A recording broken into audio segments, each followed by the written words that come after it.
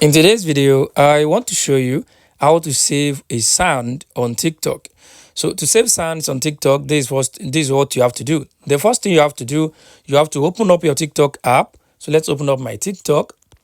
So once you open up your TikTok account, so the first thing you want to do, you want to look for the video with the sound that you want to save. Let's say I love the sound that we have in this video, and I want to save the sound that is being played in this video. What am I going to do? If you check the bottom right corner, the extreme bottom right corner, you're going to see a circle over there. I want you to tap on that circle. So once you tap on that circle, it will take you to this page. This page, as you can see, it says the name of this song is Bam Bam.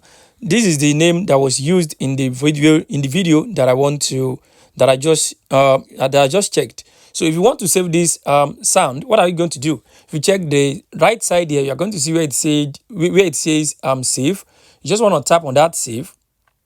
Once you tap on the save, you can see this sound has been added to your favorite successfully. So guys, this is how to actually save sounds on TikTok. I hope this video helped you.